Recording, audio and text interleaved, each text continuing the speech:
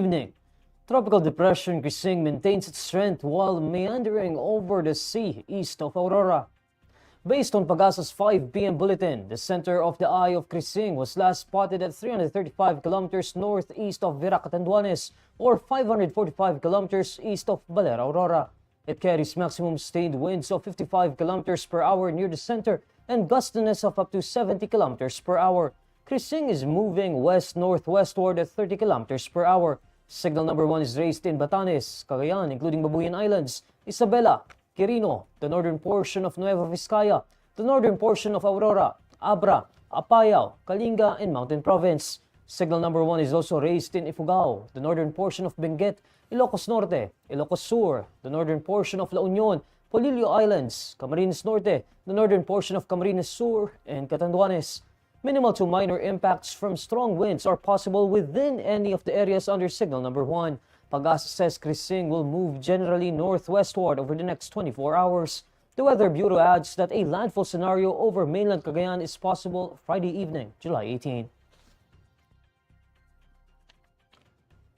A minor phreatic eruption occurred at the Taal Volcano on Thursday afternoon, July 17. Based on their review of monitoring data, Phivolcs says a minor phreatomagmatic eruptive events occurred at the Taal main crater between 3:01 p.m. and 3:13 p.m., consisting of 3 eruptive events that lasted 4 to 6 minutes. According to Phivolcs, these events were preceded by a strong tremor and produced a plume that rose 2,400 meters above the main crater lake before drifting southeast. A phreatomagmatic eruption happens when erupting magma comes into contact with water. According to Phivolcs, the Taal Volcano is currently under Alert Level 1, where entry to its main crater is prohibited. The palace says all suggestions of Vice President Sara Duterte are welcome to President Bongbong Marcos. Office of the Vice President spokesperson Ruth Castello previously said that keeping Vice President Duterte out of the loop or not funding her office's programs and projects would be a great disservice to the country. In response to this, Presidential Communications Office Undersecretary Claire Castro in a briefing on Thursday, July 17 says they welcome suggestions coming from the Vice President as long as it will help the betterment of the country. On the part of the Palace, welcome po kung ano man po ang suwestyon na makabuluhan, magandang suwestyon na magmumula sa OVP.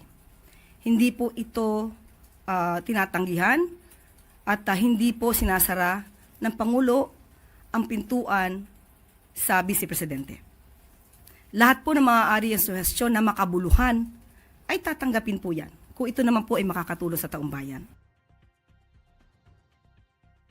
But Castro reminds Vice President Duterte that she was the one who was not helping the President and the Marcos administration. Castro cites how the Vice President claimed she had the formula to lower the prices of rice but had not shared it with the administration. Castro also denies the Office of the Vice President's allegations that the Marcos administration was blocking the increase in its budget. Patungkol naman po yata sa budget, hindi naman po humahadlang ang administrasyon na ito kung siya man po ay naghumihingi ng mas mataas na budget. Tandaan po natin, kahit po ang DBM, binigyan po siya at pinataas po ito sa original na or initial proposed budget nila for 2026. Binigyan pa po at in-increase sa 170 million.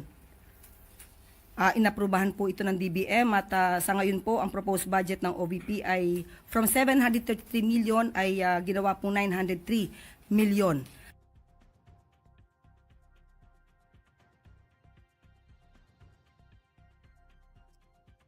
Authorities have recovered ribs of what appeared to be human remains in the ongoing search for the missing sabungeros in Taal Lake, Batangas. In a briefing on Thursday, July 17, Justice Secretary Boying Remulla says a total of 4 sacks were recovered from a specific quadrant of the lake. Remulla adds that 2 sacks were filled with sand, while the other 2 sacks contained skeletal remains. According to Remulla, the area where the bodies were recovered was identified by a group of boatmen named by whistleblower Julie Dondon Patidongan, also known as alias Totoy. These boatmen were allegedly tasked with disposing of the bodies and pointed out the specific location where the bodies were dumped.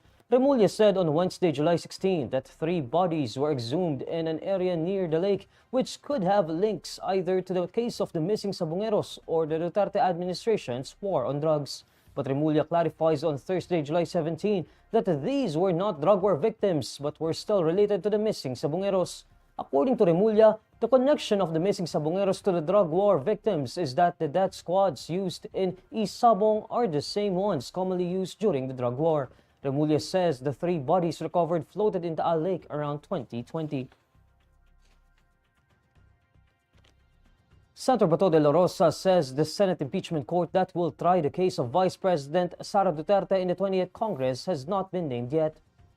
In an interview, Dela Rosa insists that the issue of jurisdiction must be settled first when the new Congress opens on July 28. Dela Rosa says he plans to raise this issue on the Senate floor on July 29. Dela Rosa believes that the impeachment case against Vice President Duterte was part of the unfinished business of the 19th Congress, which already ended on June 30. Based on Senate's rules, all pending matters and proceedings shall terminate upon the expiration of one Congress, but may be taken by the succeeding Congress as if presented for the first time. Dela Rosa notes that the rule does not specifically say that unfinished business only refers to legislative matters. The senator also argues that the Senate can settle the issue on jurisdiction before it convenes into an impeachment court. In the same interview, Dela Rosa was asked to comment about Senator Risa Hontiveros' statement that all these matters should be tackled inside the impeachment court and not at the Senate floor. Dela Rosa says, Opinion niya yan. Bakit? Na-form na ba ang impeachment court ng 20th Congress? Hindi pa naman. So, opinion lang niya yan.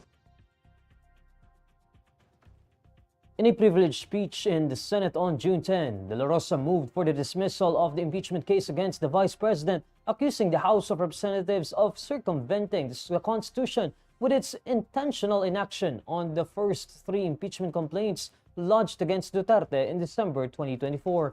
His motion prompted the immediate convening of the Senate as an impeachment court.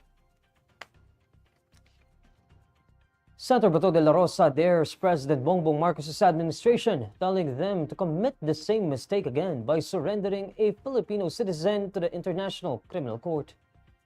Dela Rosa's pronouncements comes after Executive Secretary Lucas Bersamin previously mentioned that the senator would receive the same treatment as former President Rodrigo Duterte, who was arrested on March 11 for alleged crimes against humanity over drug war killings. The former president was flown on the same day to the International Criminal Court's headquarters at The Hague, Netherlands, to face the crimes against humanity charges against him. Dela Rosa dares the administration that they can do to the same to him. If they want to commit the same mistake again, then go ahead. They can do that. If they want to make another mistake. Yung ginawa na kay Pangulong Duterte ay napakalaking mistake yun. At kung gagawin na willing to do the same mistake again, then they can do the same.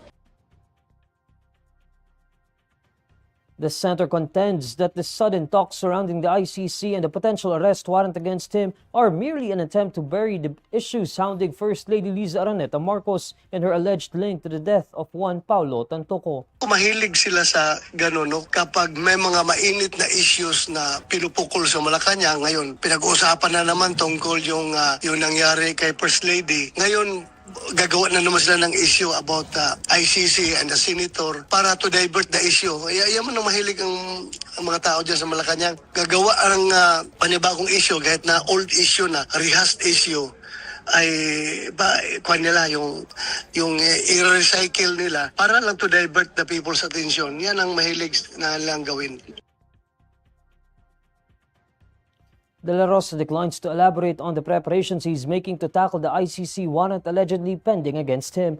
ICC Assistant Counsel Attorney Cristina Conti previously told INQUIRER.net that following former President Duterte, Dela Rosa and retired Police Chief Oscar Albayalde could be the next to receive arrest warrants from the ICC for crimes against humanity over their roles in the previous administration's drug war. And these are the stories you need to know today. I'm Neil Mercado. Follow INQUIRER.net on Facebook, X, YouTube, TikTok, Instagram, and Reddit. For more stories, visit INQUIRER.net. Good evening.